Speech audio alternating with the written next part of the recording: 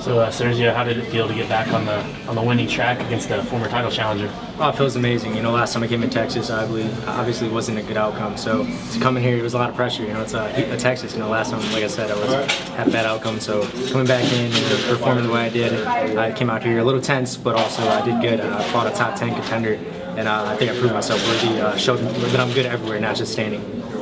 Were there a little less nerves involved in not sharing the card with your brother this time around? Yeah, there was a lot less nerves. You know, most of the focus was on me.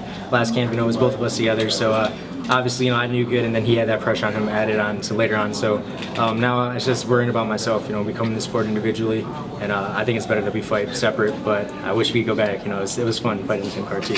Will you actively try to avoid fighting on the same card with your brother going forward? I mean, if it happens, it happens. I mean, I'm always happy to fight in the same card. We live with each other. You know, I see this guy every day, so it's fighting the same cards. It was fun. Like I said, it was fun. But you know, like I said, maybe it would be better for us to have our own fights, just to focus on ourselves, and main focus on the camp should be the person fighting. You had Chris Rock earlier on in the fight. You know, what was going through your mind, and what was it that didn't quite come together in terms of getting a finish? You know, Chris is a veteran. If you look at all his fights, he barely gets finished. He gets decisions all the time. And so I went out there and I hit him as much as I could. In my head, I was like, "Well, stop this guy!" And he just, every time I hit him, and I see his eyes roll back, he would come back. So he's a tough guy, man. He went out there and he fought a fight that, you know, he didn't expect me to come out and strike with him the way I did. And you know, he stayed conscious. So hats off to him. He's a great opponent.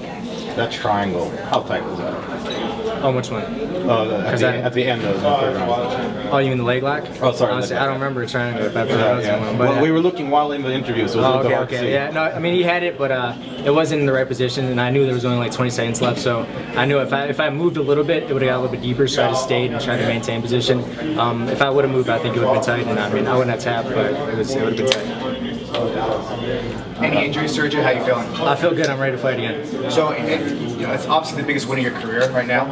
Anyone you want to call out, or you're thinking, or you should be fighting next? You know, I'm taking my time slowly with this. Whatever the UFC throws in front of me, I'm going to take it. I'm 22. I have plenty of time to grow and to learn, and that's what I'm doing in the sport. I didn't have much of an amateur career. I came in here with only 2 amateur fights, 8 pro fights, and you know, my experience is still growing as I'm in the UFC. So I feel like I'm getting more comfortable, becoming more of myself, and it's just the best up-to-date Sergio Pettis you saw was today.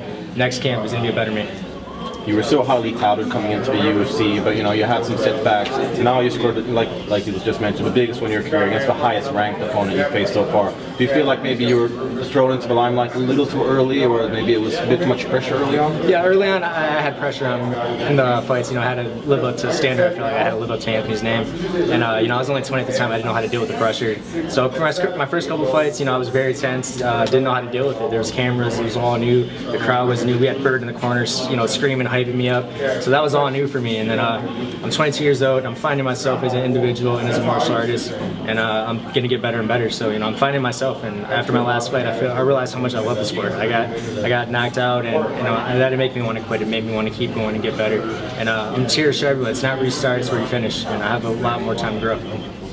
I think you mentioned earlier in your career about the weight cut to 25. Maybe you might grow out of it eventually. How is the weight cut still to 25? Actually, I did this one alone. I didn't have nutritionists. I'm learning it, making it more of a lifestyle. You know, with the no IVs, you have to be more self-aware that you can't yo-yo. You can't lose all this weight and then go back up all that weight. So I made this more of a lifestyle, and I'm trying to become better at it, nutrition-wise, and outside of the fights, I had to stay skinny. So I think 25 is where I belong, and I feel good here. My rehydration was good, my performance was good, my legs are underneath me, I felt strong, so this is where I feel like I belong.